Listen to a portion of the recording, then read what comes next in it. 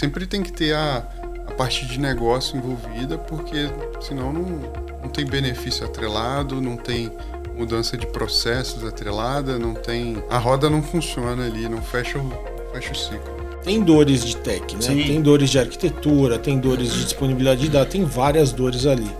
Mas essas dores, pelo menos no que eu acho, né? A gente consegue superar com um aporte de conhecimento, de ferramenta, do que for. Pod House, tudo sobre inteligência artificial combinada com inteligência de negócios. Apresentado por The House. Oi amigos, bem-vindos ao Pod House, o podcast da The House, uma empresa Quantum Rise. Esse é o segundo episódio da terceira temporada. Hoje eu estou com os meus sócios aqui, Matheus, o Lucas e o Fábio. E esse episódio aqui a gente vai falar de uma pesquisa de maturidade que a gente rodou no ano passado, em 2025, com as empresas, grandes empresas, não só nossos clientes, mas diversas empresas responderam. E a gente viu resultados super interessantes aqui para compartilhar com vocês. Quem respondeu a pesquisa já recebeu esse material. E eu recomendo ao pessoal que ainda não respondeu, responder. A gente vai deixar o link aqui da pesquisa, porque essa pesquisa, na verdade, ela é viva, ela continua rodando e a base de dados vai se incrementando. Então, ao longo dos anos, a nossa expectativa é voltar, por exemplo, ano que vem e falar, olha, as empresas como elas estão evoluindo gradativamente, onde elas estão investindo mais, e vai ser, na verdade, um mapa ali de tempo para a gente entender para onde estão indo os investimentos da IA. Então, quem não respondeu ainda está tempo de responder. Acho que é legal passar... Só acho que vale a pena falar um pouco. Vamos seguir aí os slides, que acho que era legal mostrar bem no detalhe. Mas acho que vale a pena a gente falar que a gente rodou ela no fim do ano, né? Então é entre outubro e dezembro, mais ou menos. Setembro, né? É verdade. De setembro a novembro, dezembro. Então não é tão velha assim, tá, pessoal? Tá recente. E a gente rodou em algumas empresas que a gente tem relacionamento e soltamos isso no LinkedIn. Teve empresa que a gente não é cliente que respondeu e tal. Então é legal porque dá um mapa. São empresas grandes, tipicamente, tá, que responderam, mas dá um mapa legal principalmente de onde, o que as empresas estão pensando, onde elas estão investindo e um pouco de maturidade, né? Acho que esse que é um caminho aí da coisa. Então a gente vai apresentar a pesquisa para vocês e a ideia aqui é correr o material e a gente vai comentando, vai batendo papo a respeito do material. 52 empresas responderam a pesquisa, na verdade muito mais gente respondeu e foi curioso, né? Porque às vezes você tinha 4 ou 5 pessoas da mesma empresa respondendo a pesquisa. E aí você tem aquelas mudanças de percepção, né? Alguém responde que a empresa está ali em cima, às vezes a pessoa da mesma empresa responde que está lá embaixo. Isso foi curioso depois de apresentar. Tá? Outra coisa importante de disclaimer para falar antes é que, obviamente, a gente fez algumas correlações do resultado da pesquisa com resultados da empresa divulgados, né? Então, principalmente empresas de capital aberto. A pessoa respondia, a gente ia lá para ver resultado, para analisar como está crescendo receita, EBITDA. Apesar da gente ter feito isso, não dá para dizer que todo o resultado é relacionado com a IA, né? Porque isso daqui, a IA é um negócio super recente. Tá? Então a gente, na verdade, pensou muito mais numa cabeça transformadora, numa empresa voltada para a inovação do que propriamente a IA em si. Tá bom? Dessas 52 empresas que responderam, empresas grandes, esse daqui é um pouco do resultado. A gente teve um índice médio de maturidade de 54 de 100. Então, quer dizer, é um resultado bem mediano. Né? E 40% das empresas ficaram no nível 3, que é o nível intermediário também. Só 5,8% das empresas ficaram no nível máximo de transformação. O que vocês acham? Esse resultado é bom ou ruim? Esse resultado, na verdade, é meio surpreendente, né? Porque nós, acho que foi 2024, talvez, a gente rodou uma pesquisa anterior lá nos Estados Unidos com a Universidade de Seattle, e ela foi focada em supply chain, porque lá o curso que eu faço parte lá é de supply chain, mas uso de AI e dados, né? E lá eu vi que o índice de maturidade lá era tipo 30%, era bem mais baixo que aqui. E a gente sabe, estando no mercado, que lá é um pouco mais maduro que aqui. Só que tem uma diferença. Lá, mais empresas menores também responderam. Então tem que ter um pouco dessa visão aqui para a gente interpretar essa comparação. Mas eu acho assim, eu acho que o impacto do GPT aqui, do LLM, é pesado. Né? O pessoal está usando só GPT e... O pessoal está usando muito no dia a dia, né? E como está usando no dia a dia, acha que está ganhando maturidade, mas quando a gente vai falar dos processos de negócio da empresa, daí eu acho que esse está um pouco superestimado. Essa é a minha leitura disso aqui. Eu assim, concordo, mas eu vejo quando eu vejo esse número, 50%, vamos falar assim, está no nível 3, pensando aí desde quando nós começamos a empresa em 21 e até hoje, nós pegamos muitos clientes, né, que os primeiros Cajuso foram feitos com dados em Excel. Certo? Sim, e aí quando a gente olha a comparação... E estamos falando de multinacionais. Multinacionais. Né? E quando a gente olha o nível 3, né, que começou a ter, nível 3 já tem uma certa estrutura. E hoje, vendo, né, esses mesmos clientes e outros que a gente vem conversando, que não necessariamente temos projetos, a gente já vê que as empresas começam a ter já uma certa estrutura. Os dados já estão no Lake, ou já estão criando um Lake, dashboard conectado a uma base estruturada de dados. Então, assim, pode ter, sim, está um pouco inflado, mas eu tendo a achar que o mercado está caminhando para os 50%, pelo menos dentro do nosso ambiente das empresas onde a gente conversa. Exato. Não, e tem um outro lado também que eu estava pensando aqui, que é o tema por causa do hype, e qualquer coisa é AI, né?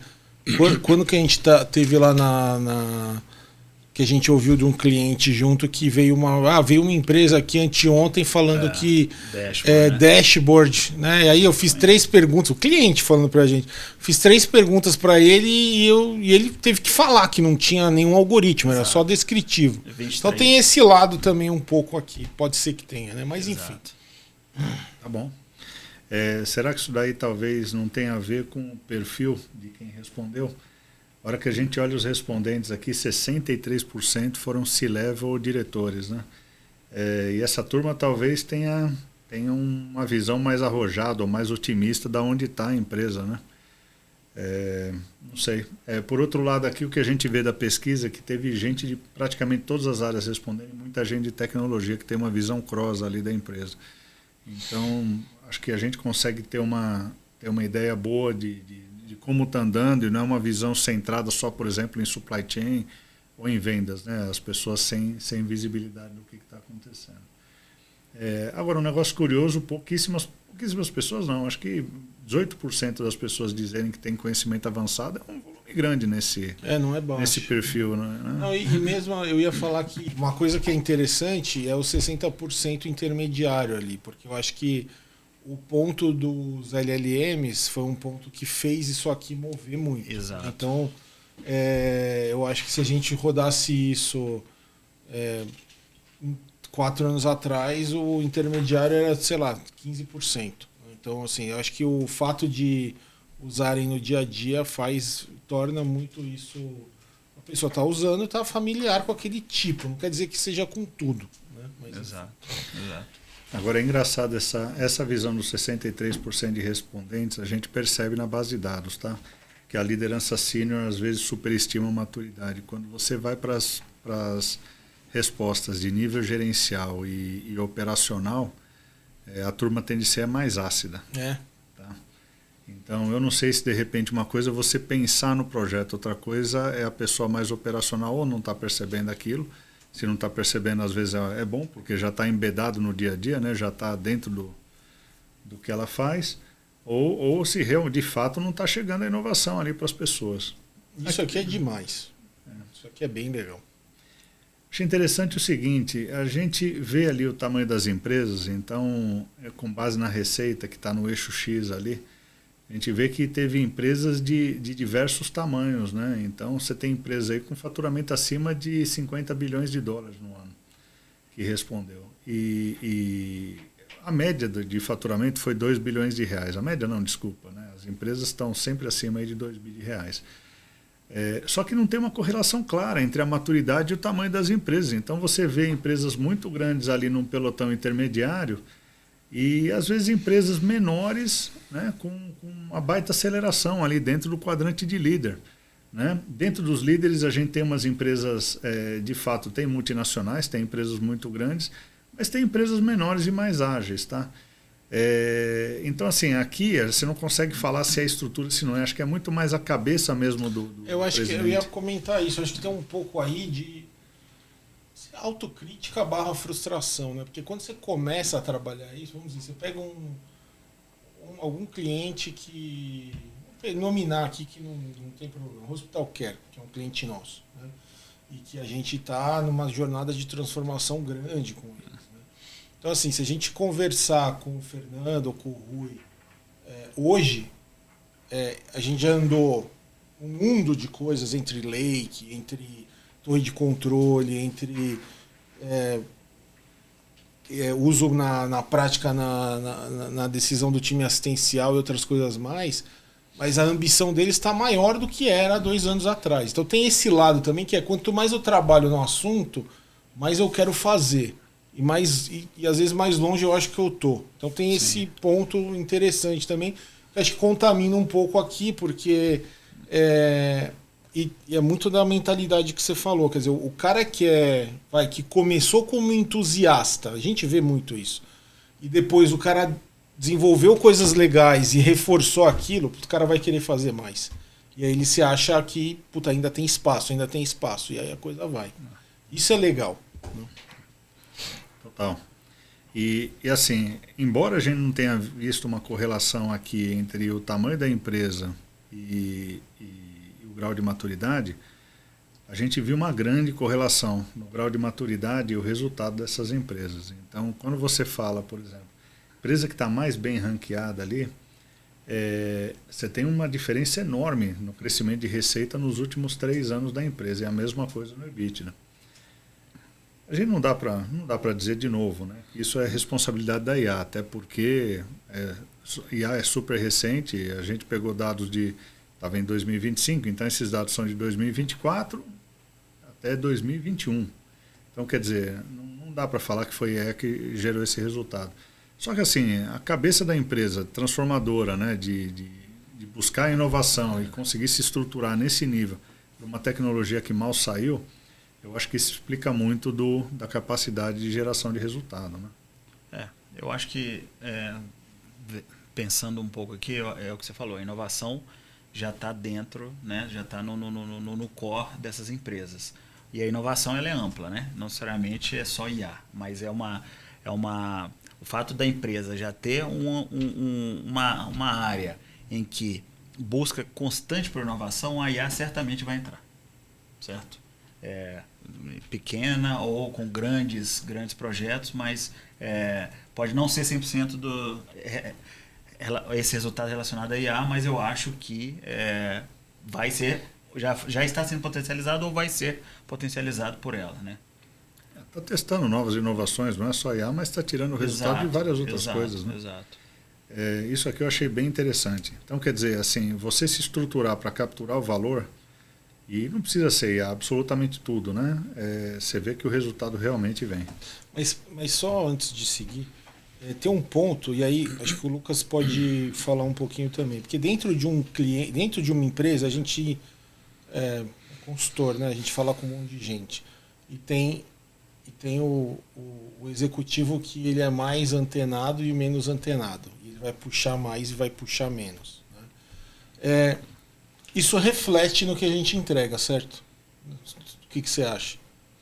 Eu acho que definitivamente reflete no que a gente entrega, porque você tem um grau de adesão a propostas de projetos, engajamento do time, participação realmente no projeto, porque a gente vê também quem participa mais dos projetos, os projetos dão mais certo.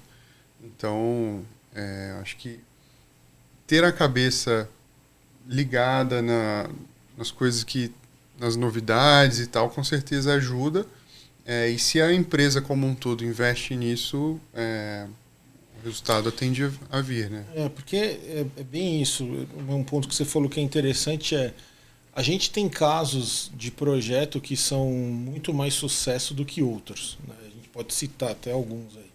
Mas normalmente os que têm mais sucesso são os que o cliente se envolveu mais, né? São os que o executivo, o sponsor, o gerente e mesmo o time de baixo. Normalmente o time de baixo constrói um modelo com a gente para entender o que está ali dentro e conseguir atuar depois como uma pessoa que vai empurrar aquilo dentro da empresa, né? E os de cima atuando nos pontos de negócio. Então isso, né? Acho que é bem... Mas agora vocês falaram um ponto importante, o cliente se envolver. Agora, quem exatamente no cliente se envolver? Por exemplo, se a empresa tiver um Chief Data Officer, né, um chefe da área de Analytics, com certeza essa pessoa vai estar super envolvida, mas só ele resolve. Onde deu certo para vocês? Quem que estava envolvido na transformação? Tech Business, né? Com certeza sempre tem que ter a parte de negócio envolvida, porque senão não tem benefício atrelado, não tem mudança de processos atrelada, não tem... Enfim, a roda não funciona ali, não fecha o ciclo. A dor está no negócio, né? Então, sempre. É isso aí. Tem dores de tech, né? Sim. Tem dores de arquitetura, tem dores de disponibilidade de dados, tem várias dores ali. Mas essas dores, pelo menos no que eu acho, né, a gente consegue superar com um aporte de conhecimento, de ferramenta, do que for. Mas a dor que está no negócio, se não tiver envolvida, você não vai conseguir capturar nada de valor, né? Sim, então, sim. enfim, tanto que tem vezes, já aconteceu. A gente, inclusive, acho que já falou aqui em algum outro episódio. Quando o cliente vem, né, quando a empresa vem e fala, não, quero montar um data lake. Tá bom, mas o que você vai fazer com isso? Não sei, cara. A gente não vai, né, normalmente. Porque não tem a agenda clara de como vai valorizar aquilo. E a gente é muito valor, né? Sempre orientado a isso. Então, enfim. Você falou um ponto importante. Eu tenho por hipótese de que a área de negócio não tem que ser envolvida. Se a área de negócio não estiver puxando, principalmente nesse assunto, é muito difícil você gerar valor. Concordo. Porque, tipicamente, quando vem de tecnologia, a tecnologia está acostumada com os projetos grandes migrações, estrutura, arquitetura, etc. E aqui, a característica de projeto de inteligência artificial, normalmente você sempre começa com alguma coisa muito pequena, que às vezes fica embaixo do radar, menor, né? Sim. Para você falar assim, poxa, vou escalar, de repente, a hora que você soma 10, 15 use cases, beleza, pode virar alguma coisa relativamente grande, né? E aí a estrutura que sustenta pode virar grande, aí realmente ganha importância em TI. Mas TI está acostumado com algumas coisas tão grandes que a hora que você pega um caso desse, assim, não é isso, né? Talvez seja sexy para falar, estou tratando isso. Eu acho que tem CIOs e CIOs, né? Obviamente tem exceções, mas é por aí. É isso.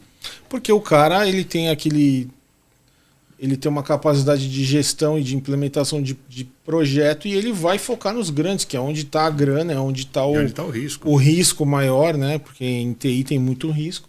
E aqui, às vezes, passa batido. Então, eu concordo.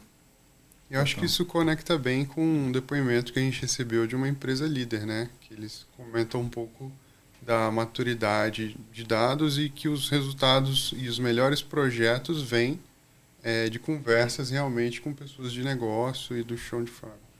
É isso aí, Lucas. É isso aqui. Então, até aproveitando que você comentou, aqui a gente fala um pouco da maturidade das indústrias e eu acho curioso esse slide pelo seguinte, tem algumas partes aqui que não tem surpresa nenhuma, né? Então, empresas onde tecnologia é core do negócio, você realmente vê elas lá em cima. Tecnologia mesmo, mídia, telecom... Essa turma realmente está investindo pesado. Tá? Os bancos. Bancos, que ficou em terceiro lugar. Para nossa surpresa, farmacêutica, quem respondeu ficou em segundo lugar aqui. Porque tem muito uso em farma para busca de novas drogas, novos tratamentos. Eles estão pesando mesmo. E aí tem todo um pedaço de genética e tal que precisa muito. Né? Então, às vezes, a gente de fora da indústria, quem não conhece a indústria, não entende uma muito. Parte, né? Conhecendo uma parte, né?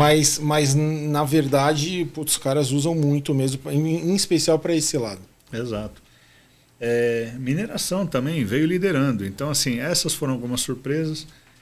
O que eu achei uma surpresa negativa? A manufatura tradicional ficou um pouco abaixo, tá? Agronegócio também. Agronegócio tem bastante oportunidade.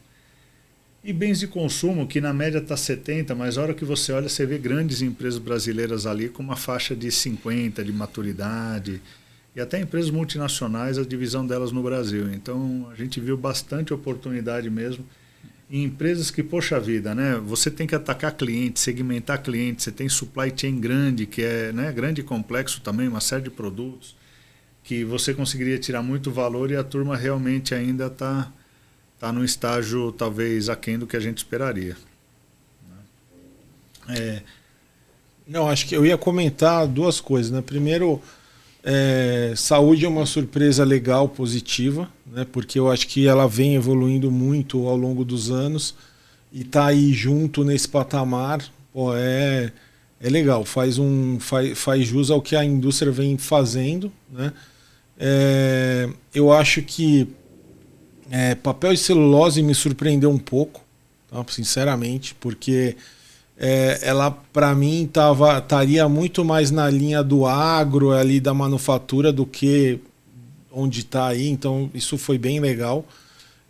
Aí tem muito foco na camada industrial, né, de papel e celulose mesmo, sensorização e outras coisas que é interessante.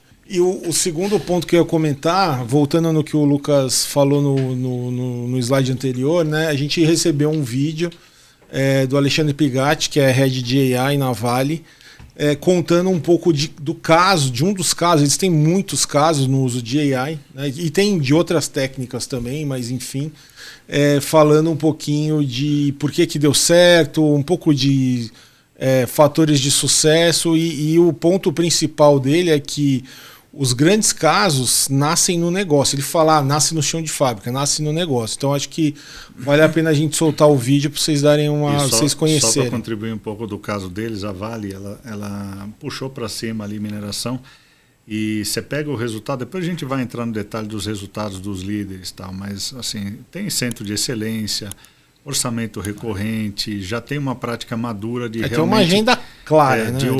De ouvir a área de negócio, falar qual é o problema de negócio que eu quero resolver e mensurar, né? E acho que ele cita um caso até exemplificando isso.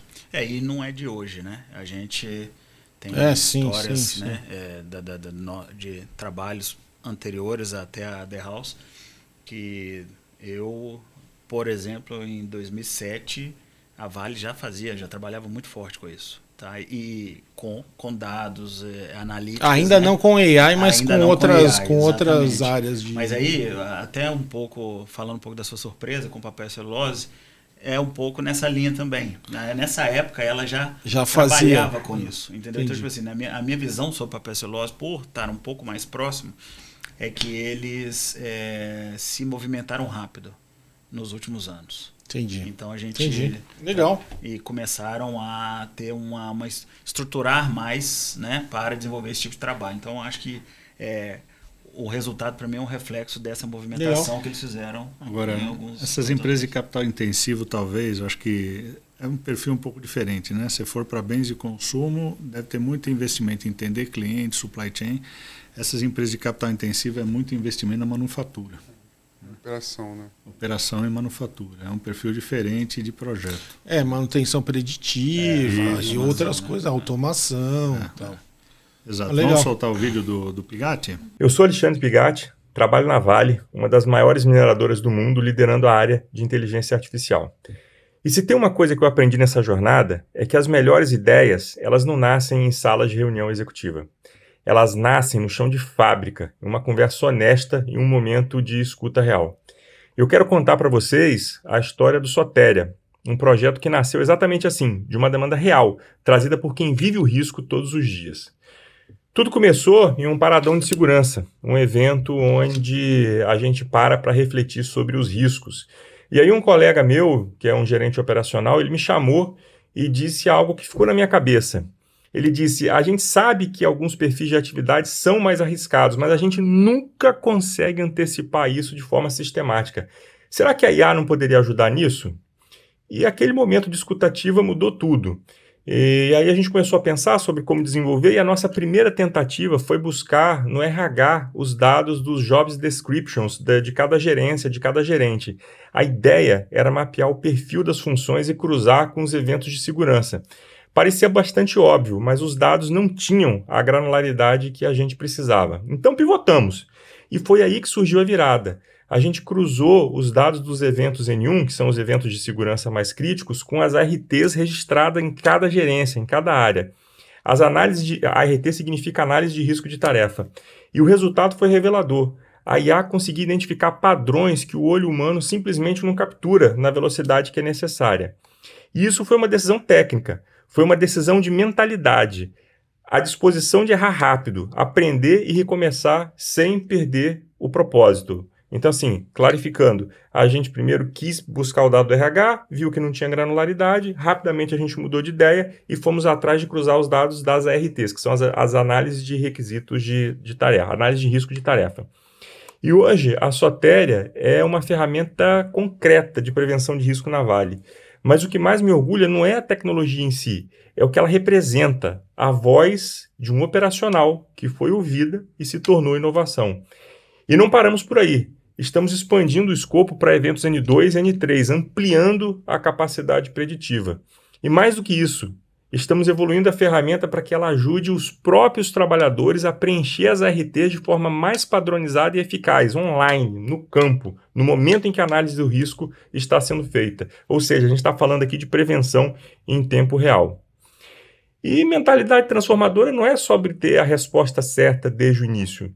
É sobre criar um ambiente onde as perguntas certas possam surgir, onde um operador se sente seguro para falar, onde a liderança tem humildade de ouvir e onde o time tem coragem de testar, errar e evoluir. E na Vale, acreditamos que a IA mais poderosa é aquela que coloca as pessoas no centro, e o Soteria é a prova disso. Obrigado. Pessoal, então vocês viram o vídeo do Pigatti aí, que foi bem legal, porque reforçou muito essa questão da conexão com o negócio e um pouco dos fatores de sucesso, né? Queria agradecer ele por ter enviado, tá? E por ter participado também da pesquisa, porque enriqueceu bastante aqui. Próximo slide aqui, acho que talvez até reflita um pouco do que a gente está discutindo, né? Você pega onde eles estão realmente entregando o valor mensurável.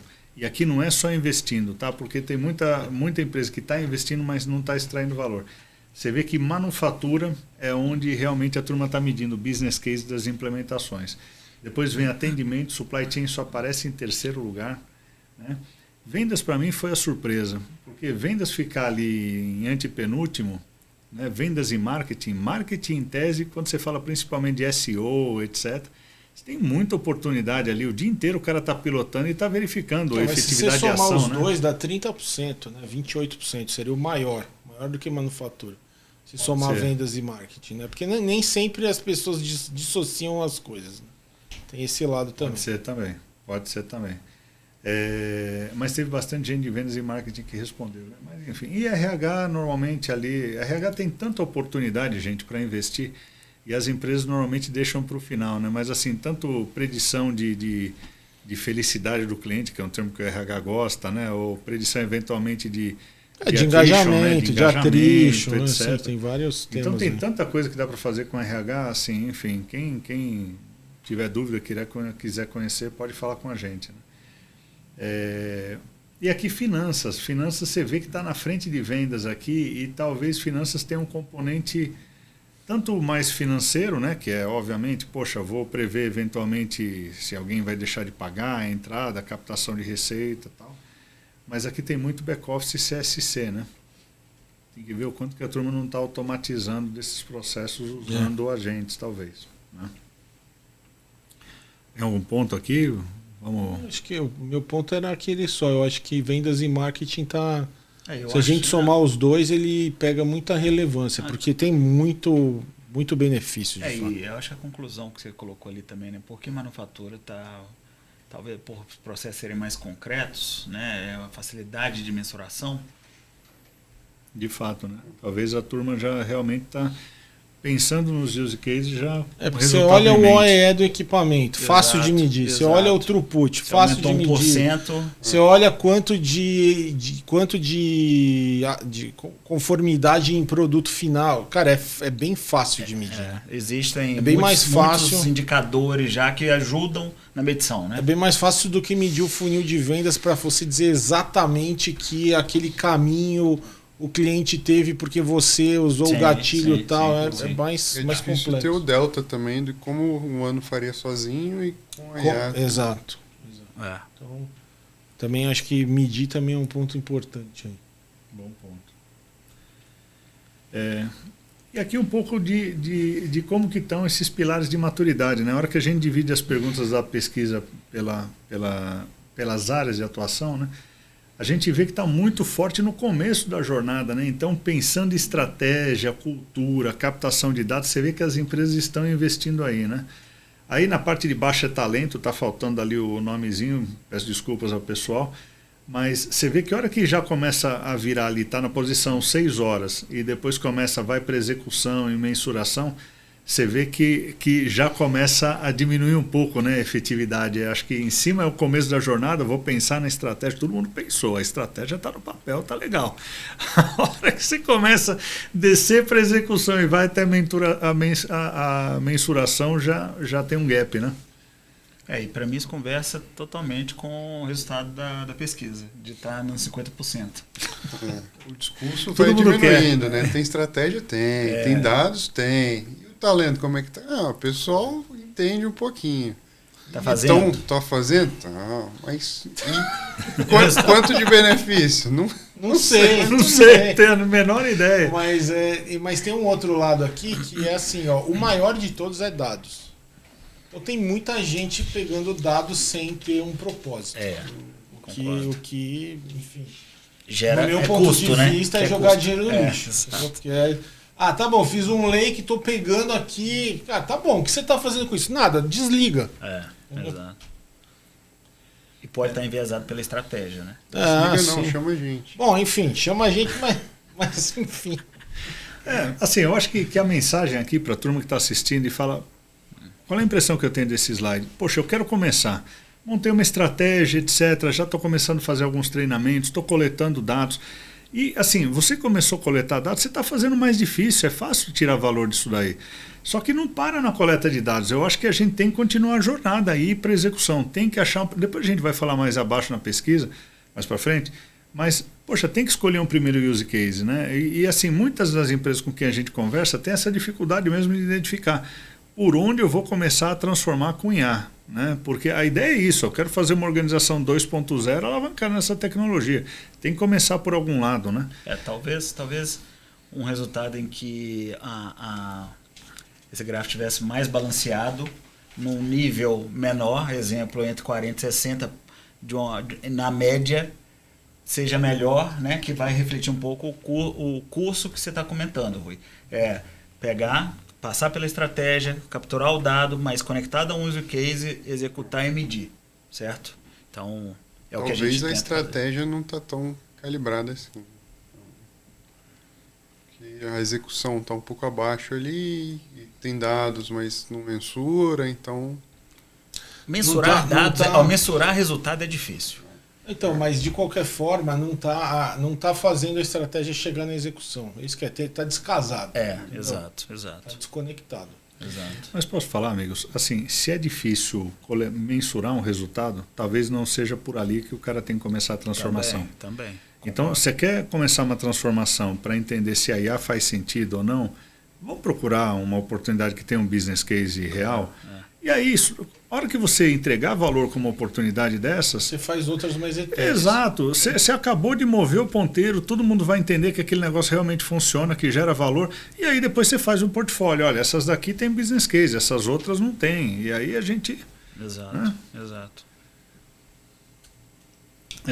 Vamos para o próximo aqui. Aqui um ponto interessante, não é porque a gente é consultoria. Jabazinho. Exato, mas só uma curiosidade, a gente teve que colocar isso daí na pesquisa para saber quem usa, quem não usa. E curiosamente, As empresas que estão mais maduras usam realmente consultoria, né? E usam consultoria tanto de uma maneira pontual e estratégica para aquele projeto que realmente é o projeto mais sofisticado, quanto usam também na operação. Elas têm dependência de consultoria na operação.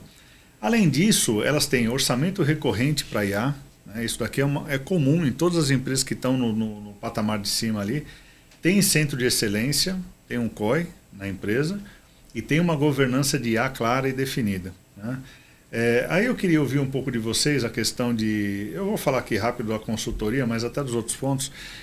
Eu acho que é natural para as empresas, se elas querem escalar realmente, confiar numa consultoria. Porque uma empresa, por exemplo, a gente estava falando da Vale, da Suzano, essas empresas, ela não tem escala crítica para você conseguir dar carreira para essa turma.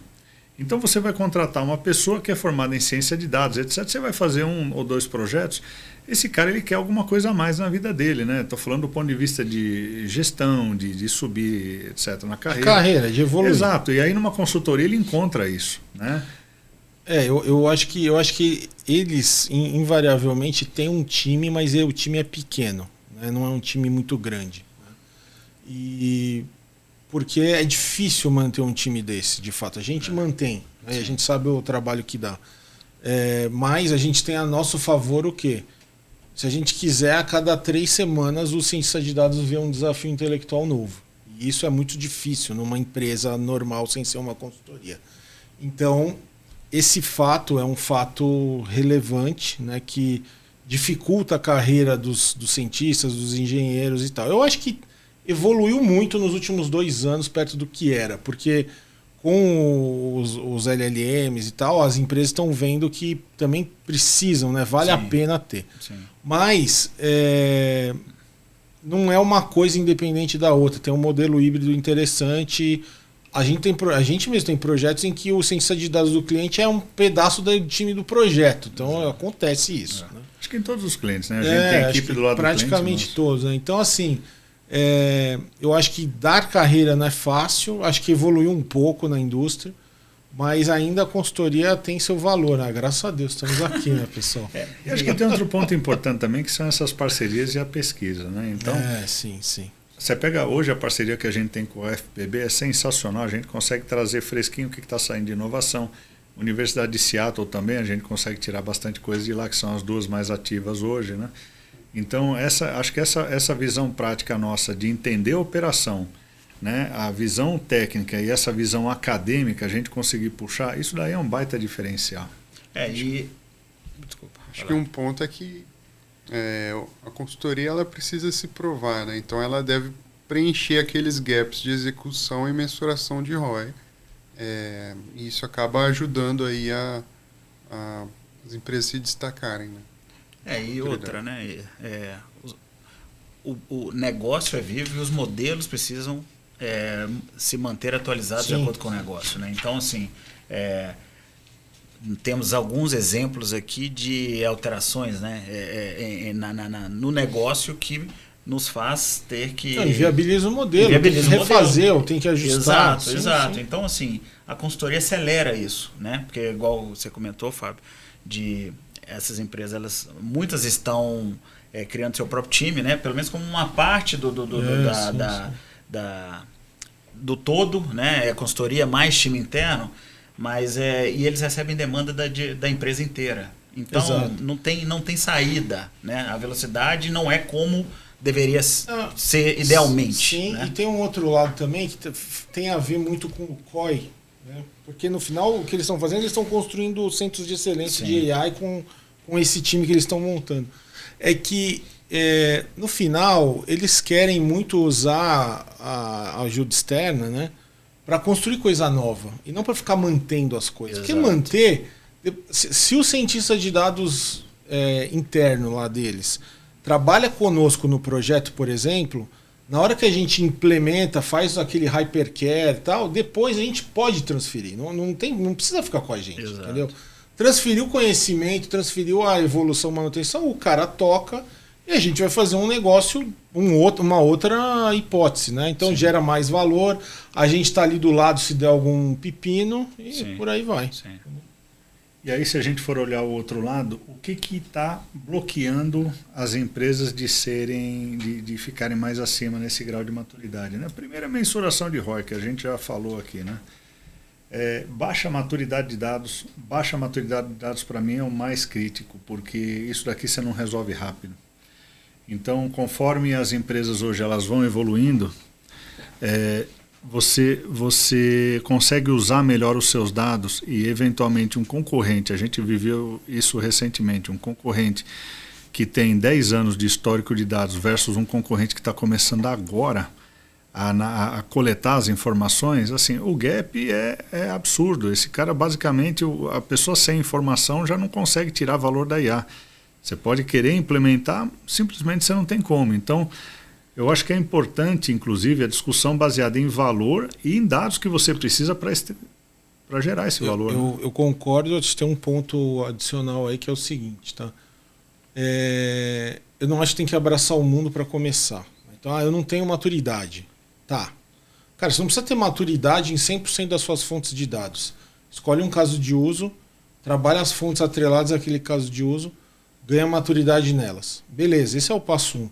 E aí tem um passo 2 que é, cara, como é que eu faço os processinhos que eu desenvolvi aqui para ganhar maturidade nessas 2 ou 3 fontes iniciais virarem uma governança? Porque você vai ter que discutir isso para você ganhar maturidade. Então, se você começa pequeno, resolve e aí generaliza para um modelo de governança, quer dizer, seria a mesma do ponto de engenharia, arquitetura de dados e governança de dados, literacy e outras coisas mais, a estratégia é a mesma do modelo de ciência, do caso de uso de negócio, é sempre desse jeito. Você passa aquela barreira de como é que eu vou chegar lá? Cara, dá o primeiro passo que Sim. não seja tão grande. E isso, eu acho que muita gente tem um certo receio, isso não gera retrabalho no futuro. Não gera. Entendeu? Não então, gera. assim, você começa pequeno e estrutura, ganha maturidade nos dados do seu primeiro caso de uso, e depois você vai para um segundo, isso é um complemento, né? Exato. Muito, você não vai retrabalhar aquela fonte, exato, você já trabalhou. Você pode enriquecê-la, Sim, certo? Mas você não vai perder o trabalho que você fez. Se você começar com estratégia, sim, certo? Sim. Então, esse é um ponto assim, que viabiliza muito o trabalho, né? Eu acho que muitos levam para o lado que se eu não tenho maturidade eu não posso começar, e que não é verdade. Totalmente. Assim, acho que a gente falou algumas coisas importantes aqui. A primeira, você pode não ter estrutura de dados, mas já dá para começar. De alguma forma, tem um amigo nosso que fala, né? Assim, a empresa ela existe e ela toma decisões. Em cima de alguma coisa ela toma. Então, em cima dessa base de dados existente, seja ela madura ou não madura, já dá para começar a alavancar com inteligência artificial. E o segundo passo é corre atrás dos dados agora, porque isso daqui, assim, cada vez mais a ausência de dados vai ser um peso nas empresas. E a empresa realmente que tem uma base robusta vai ter um diferencial competitivo enorme conforme esse negócio evolui. Né? Ali, orçamento pontual inexistente, eu acho que é muito mais assim, é o voo de galinha. Né? Aquele orçamento pontual vou fazer um projetinho, uma prova de conceito para ver o que dá, etc. E o recorrente, ele montou uma estrutura com meta, quanto que você tem que poupar. Eu vejo muito relacionado com o que era aquelas áreas de melhoria contínua do Lean Six Sigma. Você cria uma área interna, poxa, essa área interna tem que me gerar X milhões por ano de saving. Está aqui, me lista e me fala onde é que está o saving. Tem cliente nosso que trabalha dessa forma, né? E a gente consegue gerar. Todo ano gera ali o benefício que tem que... Acho que os clientes estão aí, eles claramente não entendem dados como uma estratégia. Né? Exato. Não é um diferencial competitivo. Ponto. Exato. Última estratégia de desconectada do negócio, né? Acho que casa um pouco com os demais, né? Você fazer o caso de uso. Então, assim, só fazendo um pouco do checklist, o que todo mundo que está na área de nível de maturidade 5 ali respondeu, 4,8 de 7 áreas da organização, eles já têm mensurado o valor que eles estão tirando de IA. Então, quer dizer, a gente vê que não é investimento em uma área só. Essa turma já está realmente abraçando a empresa com IA, né? E outro ponto importante, 100% tem uma cultura de alta adesão, onde a liderança comunica ativamente a importância da IA e participa, né? Celebra sucessos, entende, né? E fala, poxa, é por aqui que eu tenho que ir, direciona o programa. Então, achei super interessante isso daqui. E aqui, assim, de uma maneira bem prática, né? Era aquilo que a gente estava falando, poxa, como é que vai começar? Como é que começa a transformação? Primeiro, definir um líder, né? Tem que ter um dono esse programa. Até para virar um programa tem que ter um dono, porque senão é uma iniciativa pontualzinha ali que você faz e vira o voo de galinha realmente, você não vai conseguir dar prosseguimento. Segundo, a batalha inicial, qual é o primeiro use case? E aí o primeiro use case, amigos, se vocês quiserem chamar a gente, ou se vocês quiserem pegar essa orientação e fazer dentro de casa, procura alguma coisa que você consiga medir valor, né? Rápida, prática e que você consiga medir valor. A hora que você levar para a tua organização que você gerou X reais de benefício utilizando IA, vai ser muito difícil você não ter o segundo caso. Né? Isso daqui é viciante. Você vai aplicando um caso atrás do outro, é relativamente rápido e consegue tirar valor. Né? E só para complementar o segundo ponto do Rui, a gente está falando 6 meses ali, mas assim, a gente tem casos de 2 meses, tá, pessoal? Tem casos de 6 semanas, Exato. tem casos de 3 meses. Então, assim, dá para fazer coisas legais em menos tempo. Óbvio, desafios mais simples, né? Mas dá para fazer. E o terceiro, alocar orçamento recorrente, aí talvez aqui eu acho que é um segundo momento. Boa parte dos nossos clientes, eles chamam a gente, eles falam, quero começar a transformar a empresa, não tenho budget. Aí a gente... E você tem o líder, você tem um cara que realmente quer começar esse negócio, a gente escolhe o primeiro projeto junto com eles e bem nessa área, né? Poxa, onde é que está o business case? Vamos calcular junto, vamos colocar as metas aqui de benefício. E aí depois desse projeto, a empresa inteira olha para a IA e fala, não, pô, peraí, isso daqui realmente é alguma coisa interessante. E aí vem o orçamento recorrente, vocês estão começando o projeto agora num cliente grande que respondeu a pesquisa aqui, a Votorantim, justamente... E passou por essa jornada. Exato. Exatamente. Né? Então... Acho que é isso daqui, né? Vocês veem alguma... Não, eu acho que é isso. Não, eu acho que o que a gente pode falar, né? Eu acho sobre o segundo ali, a batalha inicial, é que, né, a gente está muito acostumado a fazer esse tipo de ajudar os nossos clientes e potenciais clientes, né? Eu acho que workshops, juntar áreas diferentes, né? Discutirem os problemas, né? Isso é uma fonte de caso de uso. Né? Então, isso aí. porque às vezes e é interessante porque nem sempre o caso de uso pode ser muito interessante, mas existem outras variáveis que vão dizer Exato. se é ele ou não que vai ser priorizado. Tenho dado, não tenho dado. Exato. A técnica é simples, Exato. não é simples. Enfim, É isso aí, é isso aí. Exato. E voltando no assunto que a gente já conversou no call, né? Ah, beleza, esse primeiro caso de uso eu sou apaixonado por ele, etc. A gente já teve casos em cliente que o cliente falou, é esse caso de uso que eu quero. E a gente, não, peraí, depois o negócio não deu muito certo, né? O primeiro caso de uso, escolha um caso de uso que realmente tenha valor. Poxa, depois, provou valor, o negócio começou a andar, pode fazer um conjugado, olha, tem esses casos aqui que tem valor, esse outro caso que é estratégico, tem esses casos que são de longo prazo, pega esses casos de curto prazo para continuar, Exato. sabe, gerando gradativamente valor. Então, essa estratégia de como conduzir o programa de transformação é super importante, né? É isso aí. E não ser teimoso, tá, pessoal? Porque assim é sério. Porque uma coisa que a gente sabe tendo trabalhado é que às vezes não dá certo. Né, por N razões. Importante entender que não dá certo e mudar a estratégia logo. Né? Não adianta insistir num caso de uso que você vai ficar lá 6 meses, 8 meses, 1 ano para tentar provar um negócio. Não vale a pena. Parte para o próximo, vai para o próximo, prova valor no próximo. Depois, se quiser, você até volta. Você vai ter ganhado experiência, você volta. Mas não vale a pena ser teimoso, não. É isso. E acho que aqui é o gabarito, né? Realmente a conclusão da pesquisa, né? As empresas com IA madura e mentalidade transformadora são as vencedoras aqui. E aí, vencedoras, a gente está falando de resultado mesmo. Sim. Né? O que vocês querem fazer de considerações finais aí? Eu acho que a pesquisa foi bem legal. Acho que a gente tem que fazer de novo nos próximos anos para manter a base, falando de dados, né? E tentar fazer as comparações. Eu acho que teve umas surpresas legais nas indústrias ali. Teve umas surpresas legais na diferença de visão entre o C-Level e o pessoal do Middle Management, vamos falar assim, e que é interessante, né? E isso às vezes bloqueia as empresas de fato saírem do outro lado, porque às vezes o C-Level acha que está melhor do que de fato está e não aprova um budget. Então esse é um ponto até para os C-Levels em geral, para se ter uma... será mesmo? Porque acho que é um ponto válido esse.